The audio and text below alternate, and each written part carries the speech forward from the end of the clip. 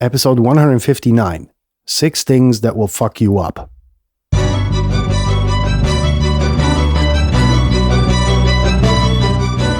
You're listening to the very best podcast in the world on health, wealth, and happiness. Please remember to leave a review and share with all your friends and family. And here is your host, Lars Hilser.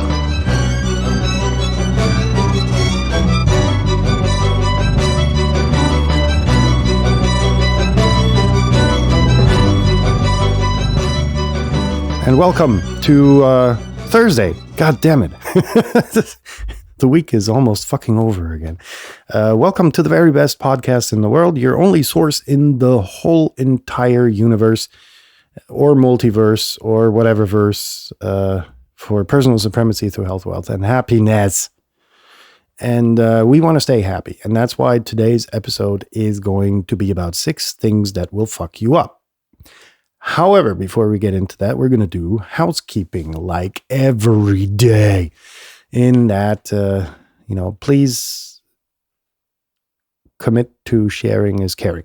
So in that, maybe you will find an episode rather interesting, or perhaps you're going to find it rather dull. But you're saying, hey, my brother Bob could be, a very good recipient for this episode because Bob fits very well to the episode title or content.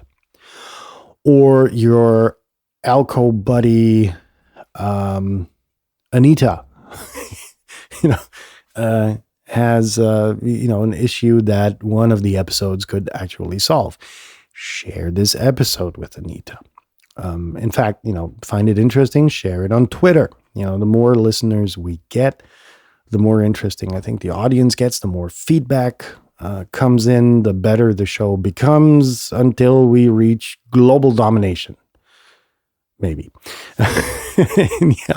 That being said, right, you should be subscribed. If you're not, go to theverybestpodcastintheworld.com now.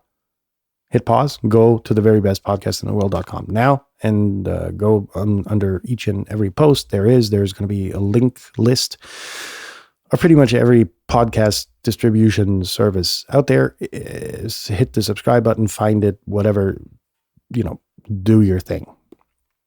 What else? / housekeeping over. The 6 things that will most definitely fuck you up are: number 1, your ego. If you can't manage to get over it, that's actually very interesting. We're going to do an episode about ego next couple of days. Your ego. How does your ego fuck you up? Well, number 1, it's going to distance you. It's going to make you think that you're better than everybody else. And that's a really, really, really fatal fucking mistake to do, because there is always someone that is better at what you think you are the best at. Been there, done that, got the t-shirt repeatedly. I have found my master in a variety of issues and walks of life. Phases of lives, whatever. So being humble, not only does it really stand in your way of excelling, but it also makes you a douchebag, right? And proclaiming to be a know-it-all, you ain't gonna be everybody's darling, right? And I hope that that you listen to this episode before you get to the situation where you get publicly chastised. Chastised? What's the word I'm looking for? You're getting publicly exploited because someone knows something better than you and takes advantage of the situation because you've been a cocky asshole all day long, and someone exploits you publicly for not knowing it all. And then all of a sudden your facade is gonna fall, crumble to dust. And that's a point you don't want to live through. because the people that I've exploited didn't want to live through it either, judging by the paleness in their face that they then had. So being humble, being a listening person is more interesting because you get a lot more knowledge out of people than, trying to be the great communicator and implying that you know everything and then requalifying if you get called out. Not really comfortable. So it stands in your way. Your ego stands in your way in a variety of ways and is guaranteed to fuck you up sooner or later. Now, this wasn't a complete list, but that's what I said. We're going to do an episode about ego. Next, number 2, a bad circle is going to fuck you up as well. The people you surround yourself with are really, really, really influential on what you do, on how you live, on how you excel in life. If you're good, if you're really, really good and your bullshit filter is fine-tuned to the max, you're going to be able to immediately evaluate, negative feedback that you get. For instance, you want to start your business and you've got this friend that is negative Nancy, but, still a good friend. So they're like, yeah, but have you thought of all the risks that, what could happen potentially, First of all, risk is like, or afraid of taking risks is like paying a debt on, money you don't owe. Period. So, tell that negative Nancy. And then it's like, is that person, really worth your time? Maybe in a variety of other ways, but, would you want that advice? No. So it starts by that, but how can it fuck you up? For instance, let's take the classical example of marijuana being an entry drug, right? Presumably. Yeah, there are cases where, you've got your weed dealer and he offers you a pill and then it goes down this spiral and all of a sudden you're hooked on the heroin needle. It happens not very frequently, but goes to point out that, bad people in your circle of influence can really fuck you up. Not only block you from excelling in your career, but they can really take you down. And, especially if you live in a culture full of negative Nancy's, like in Germany, you're going to have a very difficult time, and you need a very strong ego in a positive way, though, to kind of live through that and to weed out the bullshit and to take advice into consideration that is actually worth taking into consideration. Since we've already mentioned it, number 3, negativity is going to fuck you up as well. If you dive into it, first of all, there's no real need to be negative for the majority of us. The majority of us listening to this podcast on a digital electronic device that's probably worth more than a lot of people on Earth make in a year implies that you've got a roof over your head to some degree, that you've got food in the fridge, because otherwise you wouldn't be paying your phone bills, and that you're pretty, pretty, pretty healthy, because most people are, right? And I'm not talking about, I'm too obese, and but I've got depression, and I'm overworked. No, I'm not talking about those kind of disease, right? You're negative, like it's very easy to cuddle up, crawl together under your blanket, and then go down this negativity route of self-pity and how bad life's caught you because you envy all of those motherfuckers on Instagram who are driving around in their Lambo. P.S. They don't own it. Most of them don't. They rented it for a day because that's all they could afford to impress you. Just a secret there. Or whomever you envy because they're way better off, that's up to fucking you. Your life is a product of your decisions. And if your decision is to cuddle up in bed and cry what a negative set of cards you've been dealt, that's your decision. But it can also be your decision to get up and to do something about it, right? And to fight whatever you want to fight, whatever you presumably, have been dealt in form of bad cards or karma or whatever. That's true for most of us, period.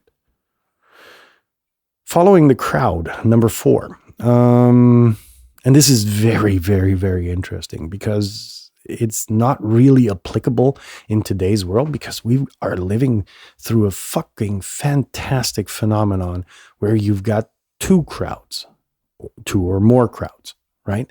And we're being taught this by the lead culture, the United States, that you've got blue and you've got red, and you've got an old guy and you've got an older guy, and the masses clash. So who do you follow? You don't. That's the thing. It's the same with this whole COVID thing. It's like, which crowd do you follow? Do you follow the mass media faction, or do you follow the conspiracy theorist tinfoil hat faction? You don't follow anyone. Because really being yourself, being unique, having a really educated opinion, from both sides, from the tinfoil hats as well from the camera guy, that's really unique. That is you. And that puts you in a position to make an informed opinion on whether you're going to want to get vaccinated or you don't, or whether you, let's face it, it's not really bad, the mask wearing thing. Well, at least not for me, because I never leave the fucking house. But for some people it may be. But, it's about where do you position yourself? But it's got to be yourself. It's not got to be the opinion of the crowd. Don't follow them fucking blindly. If you're in my age or older, you've probably played the Lemmings on a computer. And that's what I always imagine when you've got the leader dude that walks down a cliff. All of the other guys are going to have a pretty bad time. And the problem is that you won't be able to stop before you fall off the cliff because you've got 100,000 other assholes pushing you down the cliff because they're all looking to jump off the cliff. That's the problem. So it's about identifying yourself, educating yourself, and putting yourself in a position to make an informed decision on pretty much anything in life. Number 5, being materialistic. This is interesting. It can fuck you up because you're going to be stuck in a variety of ways. Let's say you're going into real estate. You've got your nice house and you don't want to leave. And a new job comes along and you've spent all of this work and time and decorating and remodeling and rebuilding and to your liking. And all of a sudden a new job comes in another country and you have to leave the country. What do? Do you sell the fucking house? No, because there's so much love and positive energy in it that, you don't want to leave it. So do you forfeit that in favor of a new? I don't know. That's up to you. But fact of the matter is, you've got real estate, you're bound to something by a materialistic thing. Also, you kind of get to this degree of standard of living, which you don't want to give up, because that implies requires a certain degree of materialism as well. You don't want to downsize your car, right? You've worked very hard to have whatever car you drive. You don't want to drive a Hyundai next week or a fucking whatever car. And that's a problem. You have to detach from that. For me, it was like really a very long and hard and cumbersome process to detach myself from all of that. Now, that doesn't go to say that I have certain materialistic or certain material things which I will never detach from. But at the end of the day, they're not many. They're very valuable. Idealistically, some, monetarily as well. But that's something I would never leave behind. But it gives me a certain degree of flexibility and mobility. And now I'm in a situation where we've got this beautiful home that I would never give up for anything in the world. And so I am in that predicament, but not to a degree where any of my possessions could be at harm if, push comes to shove, right? Bad addictions. Number 6. I say this as a smoker, wholeheartedly, without wanting to fuck you over. No, I enjoy smoking. I'm very, very, very aware that it takes a lot of time out of my day, presumably, which I spend, entertaining my brain with, like I said, producing these or thinking of ideas for this podcast, for instance, planning the next steps in my day. It's like a little interruption, a little ritual interruption, which I do. Yeah, it's fucking bad for me. It's not healthy. And I'm going to die earlier, probably in pain. I don't know. Who knows that, right? But bad addictions don't have to be necessarily immediately perceived bad. What am I trying to say here? So I'm thinking of gambling or whatever, these devious addictions that some people have. No, bad addictions can be, for instance, I don't know, watching porn. There was a very interesting discussion on a podcast I listened to the other day where people were again trying to pin the devil's tail on porn. That resulted in pretty much all of the world's evil. Whatever it is, at the end of the day, bad addictions, be realistic with yourself,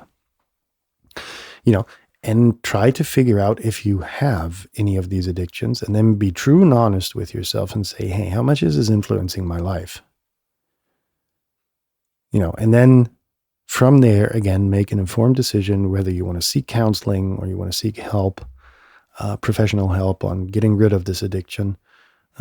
And those were the 6 things that will fuck you up. There are more, trust me.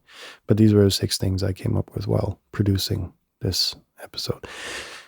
So, in that case, God damn it, we've already torn the 10 minutes again. Can't take that much time to go through 6 things. Well, whatever. Anyhow, we're going to close this thing down. Have a successful day. If you know anyone, who has succumbed to any of these 6 things that will fuck them up, make sure to share this episode with them. Now, have a successful rest of your Thursday. Tomorrow, we're going to be back and do an exercise. No, by God, not a physical exercise. You will never be put into that situation. Trust me. Well, maybe in the very distant future. But have a successful day. If you've had your successful day, have a good night. Leave your hands above the blanket. I'm out, and I will see you tomorrow for Exercise Friday. Peace out.